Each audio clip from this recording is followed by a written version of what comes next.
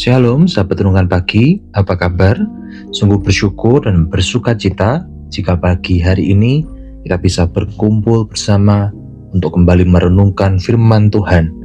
Kita percaya setiap firman yang Tuhan sampaikan dalam kehidupan kita tidak akan pernah kembali sia-sia. Firman-Nya akan mengerjakan perkara yang luar biasa dalam kehidupan setiap kita. Sebelum kita merenungkan firman Tuhan, ada beberapa pertanyaan yang dapat kita tanyakan ke dalam hati kita.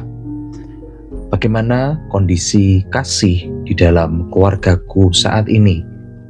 Apakah hangat, dingin, atau penuh luka yang belum sembuh? Apakah aku lebih sering menuntut untuk dimengerti atau belajar mengerti terlebih dahulu? Kemudian dalam konflik keluarga, apakah aku bereaksi dengan emosi atau dengan kasih?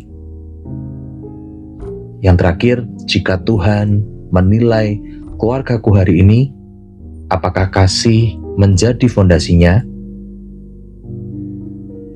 Kita mau meluangkan waktu sejenak untuk merenungkan firman Tuhan pada pagi hari ini, karena kita percaya firman Tuhan yang kita dengar hari ini bukan hanya sekedar untuk didengar, tetapi untuk kita hidupi di dalam kehidupan keluarga kita.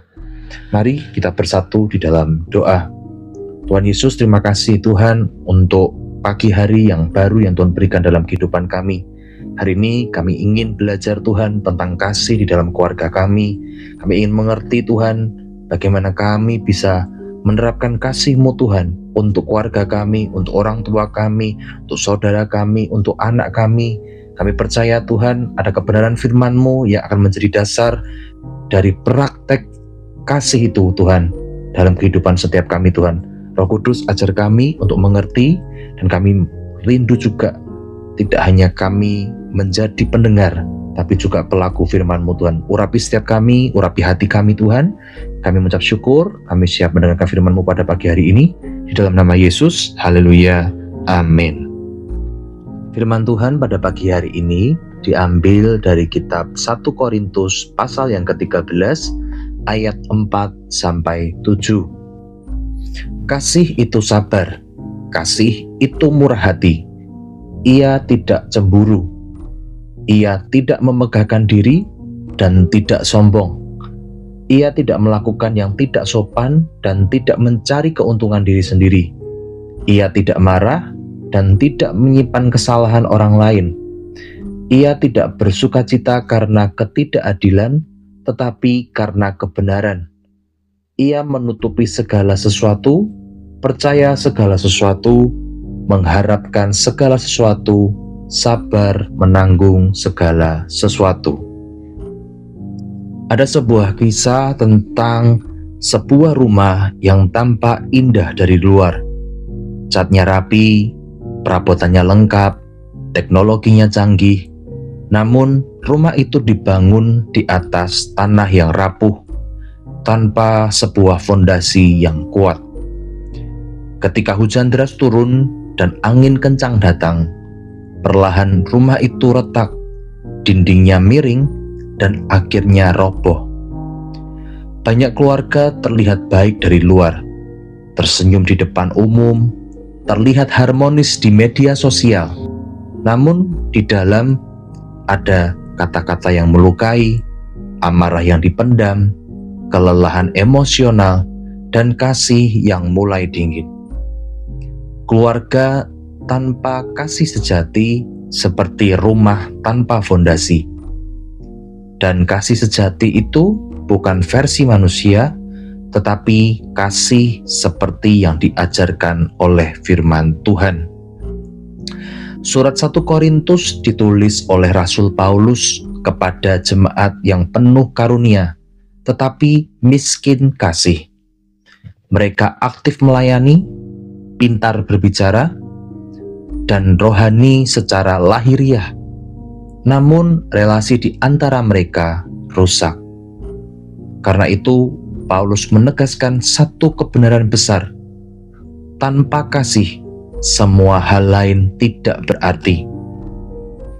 Pasal yang ke-13 bukan hanya untuk pernikahan atau ibadah pemberkatan nikah. Ini adalah standar kasih untuk semua relasi, terutama keluarga, tempat kita paling sering diuji. Mari kita perhatikan bagaimana firman Tuhan mendefinisikan kasih dan apa artinya bagi keluarga kita. Yang pertama, kasih itu sabar. Kesabaran adalah bukti kasih yang paling nyata di rumah. Sabar menghadapi pasangan yang lelah, sabar menghadapi anak yang bandel, sabar menghadapi orang tua yang sulit dimengerti. Kasih tidak terburu-buru menghakimi. Kasih memberikan ruang untuk bertumbuh. Yang kedua, kasih itu murah hati. Murah hati bukan hanya tentang soal materi, tetapi soal hati yang mau memberi pengertian, waktu, dan perhatian. Banyak konflik keluarga terjadi bukan karena kurang uang, tetapi karena kurang perhatian. Yang ketiga, kasih tidak mencari keuntungan diri sendiri. Di dalam keluarga, kasih bukan soal siapa yang benar, tetapi bagaimana kita tetap bersama. Kasih rela mengalah demi memelihara sebuah hubungan. Kemudian, kasih tidak menyimpan kesalahan. Ini salah satu bagian yang paling sulit. Kasih tidak mengungkit masa lalu. Kasih tidak menjadikan luka lama sebagai senjata baru. Mengampuni bukan berarti melupakan, tetapi memilih untuk tidak lagi menghukum. Yang kelima, kasih bertahan dalam segala keadaan. Keluarga akan menghadapi badai. Mungkin itu tentang masalah ekonomi, sakit, kegagalan, perbedaan pendapat, bahkan mungkin pengkhianatan. Tetapi firman Tuhan berkata, kasih sejati tetap berdiri, bahkan ketika perasaan kita sudah lelah. Kasih seperti ini tidak lahir dari kekuatan manusia. Kasih seperti ini terjadi jika Kristus menjadi pusat keluarga kita. Aplikasi dari kebenaran firman Tuhan yang kita renungkan pada pagi hari ini adalah, yang pertama, kita mau memulai dari diri kita sendiri. Kita tidak menunggu orang lain untuk berubah, tetapi dimulai dari kita terlebih dahulu. Yang kedua, kita mau belajar untuk berkomunikasi. Nada suara sering lebih penting daripada isi kata. Yang ketiga, kita mau belajar untuk meminta maaf dan mengampuni. Kemudian, kita mau membangun mezbah keluarga. Doa bersama itu akan menumbuhkan kasih di antara anggota keluarga. Dan yang terakhir, biarkan kasih Kristus mengalir melalui kita. Kita mengasihi karena kita telah terlebih dahulu dikasihi oleh Tuhan. Keluarga yang sempurna tidak pernah ada, tetapi keluarga yang bersandar pada kasih Tuhan akan selalu memiliki pengharapan. Jika hari ini keluargamu sedang retak, jangan pernah menyerah. Kasih Tuhan sanggup memulihkan. Jika keluargamu sedang dalam kondisi baik, jangan lengah. Terus rawat dengan kasih yang sejati. Kiranya firman Tuhan hari ini meneguhkan kita untuk menjadi saluran kasih di rumah kita masing-masing. Mari kita bersatu di dalam doa. Tuhan Yesus, terima kasih untuk firman-Mu pada pagi hari ini. Kami belajar Tuhan tentang kasih di dalam keluarga kami. Kami mau belajar Tuhan untuk memulai dari diri kami sendiri. Kami tidak menuntut orang tua ataupun pasangan atau anak-anak kami untuk mengerti kami, tapi kami terlebih dahulu ingin belajar Tuhan untuk bisa mengerti mereka Tuhan dalam kehidupan kami. Kami mau belajar untuk berkomunikasi Tuhan, menyampaikan segala sesuatunya, bukan memendam ataupun menyembunyikan. Kami mau belajar juga tentang meminta maaf dan juga mengampuni. Bahkan kalau ada di antara kami yang sudah menahan itu lama sekali Tuhan, hari ini kami mau memutuskan Tuhan untuk mengampuni. Bahkan kalau kami juga pernah melakukan yang salah Tuhan, hari ini kami mau datang dan meminta maaf untuk kesalahan kami.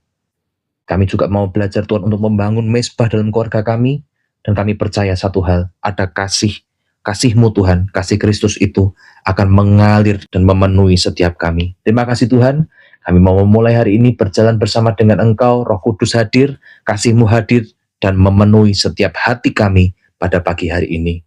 Terima kasih Tuhan, di dalam nama Yesus kami berdoa dan mengucap syukur. Haleluya. Amin. Mari kita mempraktekkan kasih ini di dalam keluarga kita, sebab Tuhan memanggil kita untuk menjadi duta kasih-Nya dimanapun kita berada. Selamat pagi, selamat beraktivitas, sampai berjumpa esok hari. Tuhan Yesus memberkati kita semuanya. Amin.